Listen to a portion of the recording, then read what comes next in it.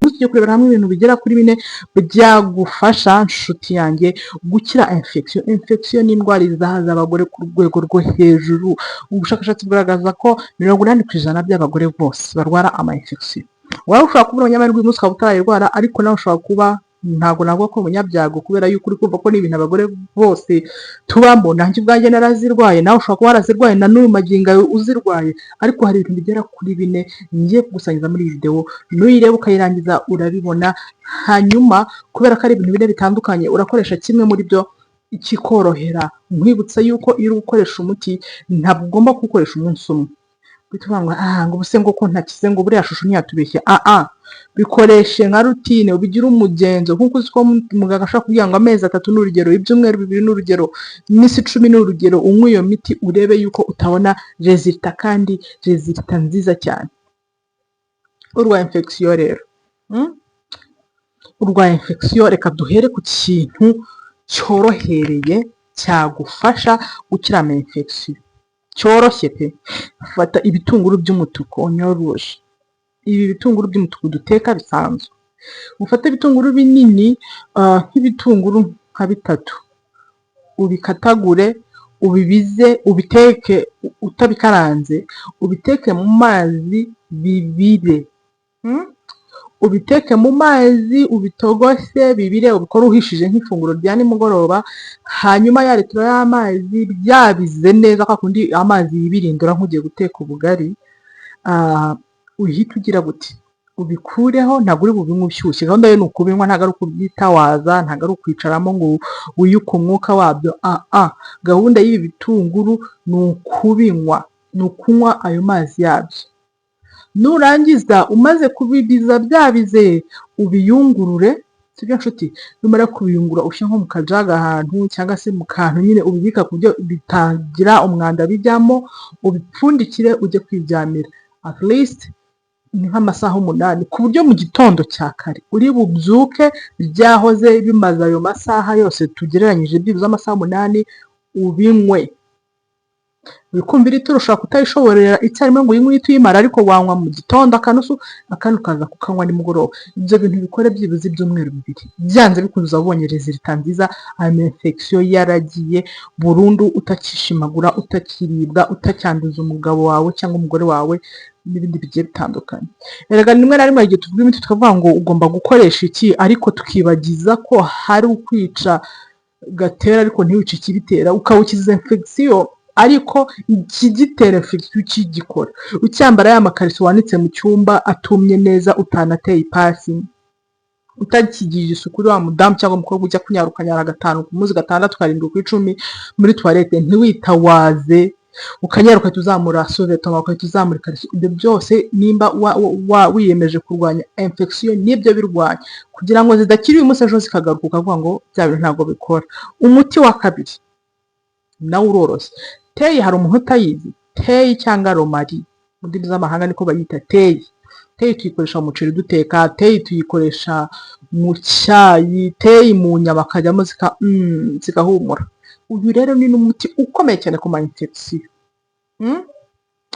Fata amazi nk'utubido 2, ufata isafuriya nini uyashyiremo, cyangwa akabido kamwe, uyabize. Ariko nushaka ushyiremo amazi menshi kugira ngo utaza kuyahoza, uyareke ubwayo yihojeje, ariko atari wowe uvangiyemo n'ayakonje.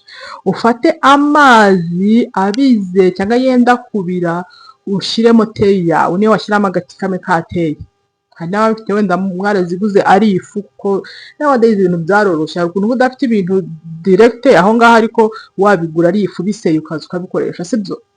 Amazi agiye kubira, ubaye ufite ako kakiri icyatsi sava, ubaye ufite ako kifusi nabyo ntacyo bitwaye, ushyire muri ya mazi bibirane, birahumura, bitanga impumuro nziza pe. Hanyuma bya bintu urasabwa kuba ufite urubase runini pe, ruhagije uri bukwirwemo kwicaramo. Hanyuma ya mazi yawe niyo mpamvu nakubwiye ngo ushyiremo utubido 2, uyashyiremo hahandi. Hanyuma amazi ureke aba akazuyaze, ubundi uyicaremo. Ubwo koze ntabwo uri bujyanemo imyenda, urajya kwicaramo wambaye uko wavutse, urajya muri dusho bariho ubikorera, cyangwa mu cyumba ariko nta bana bahari ntaki, ufunge wivure. Ayo mazi uyicareho ku buryo ari burengere hejuru y'ikiziba kinda, ku buryo ari bugere byibuze ku mukondo cyangwa no hejuru yayo. Uyicaremo, wabikora nimugoroba ugiye kuryama, cyangwa se mu gitondo ugiye mu kazi ugahita woga ukigendera. Ibyo bintu bizagufasha, biragenda bigakura ama infection mu kiziba cy'inda, bigakura ama infection mu myanya y'ibanga, amabakteria zitera bikazikurura byose, imyanda igasohoka mu mubiri wawe ukagira ubuzima bwiza.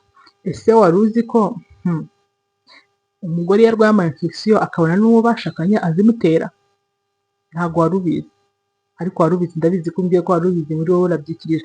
Kanda ku gatima nako kanda kuri like, twikomereze niba iki kiganiro ubona kiri kugufasha. Hanyuma umbwire ikindi kintu wumva atagushakira umuti.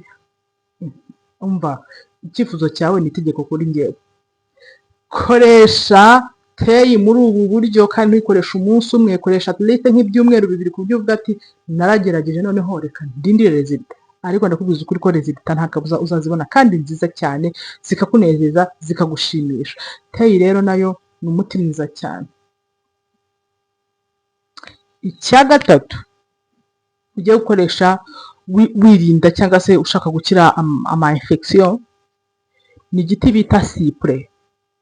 Ndabashyiraho ifoto yacyo abantu mutakizi. Erega ibi biti twaremewe, Allah subhanahu wa ta'ala yaremye, ni imiti ikomeye. Rimwe na rimwe hari ukuntu mvuga ibintu nk'ibi nk'umusilamu akatamenya ngo zana dalili, ngo zana gihamya. Bashaka mbanze mvuge mbemeze. Hari intumwa y'Imana Muhammad sallallahu alaihi wasallam yatubwiye ko tugomba kujya dukoresha, imvugo ko tugomba kujya dukoresha black seed cyangwa se chia seed. Ngabikorera video yabyo kubera yuko ngo ari umuti ukomeye uvura indwara zose zibaho uretse urupfu, kuko umuntu yasezeranyijwe kuzabaho akanapfa. Uwo muti turiya tubuto tw'umukara bita black seed cyangwa se chia seed, nta kintu ziriya mbuto zitavura uretse urupfu. Ku rupfu ho ntizireba, ariko izindi ndwara. Ubwo nyuma y'ibyo bihamya yuko turangiye izo mbuto, burashaka ko nzana izindi. Twagiye ku biti rero. Ibiti uyu munsi ugiye gukoresha igiti cya cyprès, nicyo ugiye gukoresha wivura ama infection. Cyo uragikoresha gute? Uzagifata ubize amazi yawe, hanyuma amazi yawe nabira, yenda kubira, ushyiremo, wavunyeho udushami tungahe, ushyiremo muri ya mazi yawe. Nurangiza amazi abire, hanyuma ushyire, byo ntabwo uri buyicaremo nka yateye, byo ntabwo uri buyicaremo, ushyire mu kadobo ku buryo ubashe kukicaraho hejuru, ukotesha imyanya yawe y'ibanga. Umwuka uzamutse w'akazi uyaza nyawe, utazitwika ngo shusha aragutwitse, utazitwika. Iyi ni incano y'umuryango. Ariko iyo nkuvuye uri umudamu, nkakuvura uri umukobwa, nkakuvura mba nkugiriye neza, mba ngiriye neza umubyeyi wawe, udahangayika. Uri umugore n'umugabo wawe biba bimufitiye umumaro, kubera yuko iyo ukiza ama infection nawe abyungukiramo. Iyo umurwayi of course, umugore n'umugabo ni umuntu umwe, uramusangiza. So ufata cyprès rero uyitogose, nurangiza ushyire mu kantu, buriya bushyuhe bwa cyane buvemo, ubone ko byabaye akazuyazi, harimo agashyuhe nyine kari bukore hari ahantu ntibigire ikibazo. Hanyuma woteshe imyanya yawe y'ibanga, wicareho, uri muri dushe, uri mu cyumba ahantu abantu batakubona, wicareho ufunge kabisa. Umva, ukore sauna y'epfiriya, ama infection, imyanda mibi iri mu myanya y'ibanga iraza, hazibuka, hamere neza, ugira ubuzima bwiza bukabyarawe. Infection rega tugomba kuzirinda, kandi hari ukuntu wivura ukivura infection pe, ariko still n'ubundi ntizikire burundu, kubera yuko wivuye infection ariko ikizitera ntabwo uri kugira gute. Uracyajya kuri public toilet, ukicaraho neza, ukicara ukadamarara nk'uwicaye kuri toilette yiwe mu nzu. Hari ahantu abagore benshi bahandura ama infection. Ugiye kwa muganga, ukijyayo uti nshaka kujya kuri toilette, ukagenda ukicara kuri toilette iriya bicaraho bose, ukicara ukajya no kuri telefone ukadamarara. Izo ni infection uri gusarura. Urakora ubusambanyi amanywa n'ijoro, mwige kunyurwa n'abagore banyu n'abagabo banyu. Izo ni infection uri kumuzana n'ibindi birwara byose bigiye bitandukanye. Rero ntabwo tuzajya tuvuga umuti uvura infection gusa ngo twirengagize yuko nukoresha uyu muti ibyo byumweru byawe 2 ukabyumva, ukabikora nka routine, ukabikora hanyuma ugatiza ngo nzakira, kandi wabikoze and then uragarutse tena wambara igikariso wasize wanitse ku muryango wa dushe, nta zuba ryakubisweho, ntago wawuteye ipasi, uvuye mu busambanyi, uvuye kwicara kuri iyo toilette publique, ni imyanda mu yindi. Ni infection iri kwinjizamo kandi wari uri gukira, ugasanga aho gukira zirakiza, ziragiye ziragaruka, warangiza ati aha ntago bikunda. Wapi, infection ni ukuri umva ziri bukire nukoresha iyi miti kandi ukabyizera kandi ukanasenga. Kwizera kurarema. Ntukajye ujya gukora ikintu ngo reka mbikore mpinyuze, ahubwo ugenda ubikorwa ati ubwo babimbwire reka mbigerageze byakunda. Ikindi kintu cya gatatu kizagufasha, cya kane tugana no ku musozo, ndusaba gukora subscribe nimba video wigejeje aha, kandi nkwifuriza no gukira, kandi nkusaba kutabipinga kubera yuko bifite umumaro ukomeye cyane ama infection agakira. Kapusine urazizi, nibi byaterega byose. Kapusine tuzazikora kwayo. Kapusine ivura ibicurane, ivura inkorora, ivura no ku ma infection ireba. Kapusine ushobora kuyikoresha mu buryo bubiri butandukanye, hari ukuyirya, hari no kuyifata ukayivuguta mu mazi yayo ukayistanje, ukayitaza uvuye muri toilette, ukayivuguta ugashyira mu mazi, ugashyira ku akabidibera toilette, kujya ku toilette ukistanje, ukanyara, ugakora ibikomeye, ukitawaza ya mazi ya kapusine, ama infection arakira. Hari ukuyifata ukarya, bimwe no mu byo tugerega birafasha.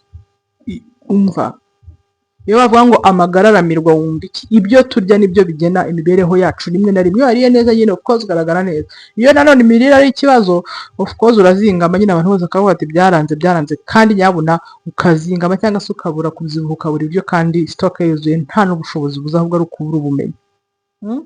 Uyu munsi ugiye kujya ukoresha kapusine, uyikoresanye na tungurusumu, uyikoresanye na karoti, kubera ko ni ibintu bifasha. Ufata karoti ukayiharya uyihekenye, ni umuti ku maso ariko no ku ma infection birafasha. Ubwo warangiza ugafata ka kapusine kawe ugashyiramo akunyu, ukakarya nka salade, ni 10/10, kararyoha, ukakarya nka salade, biragufasha gukira ama infection. Ugafata tungurusumu yawe ukayirya mu biryo, cyangwa se ukaba wayimiragura ari mbisi, bicurika inzoka mu nda. Icyo ni icyambere, inzoka wa muntu ufite ibyo ubigoka bigonga mu nda, bigacurama kandi n'ama infection agakira. Iyi miti turebeye hamwe n'uyikoresha uzakira ama infection, ugira ubuzima bwiza, utandukane no kunyara ukababara, utandukane no gusangiza umutwaro wawe za infection, utandukane no kwishimagura n'ibindi bigiye bitandukanye.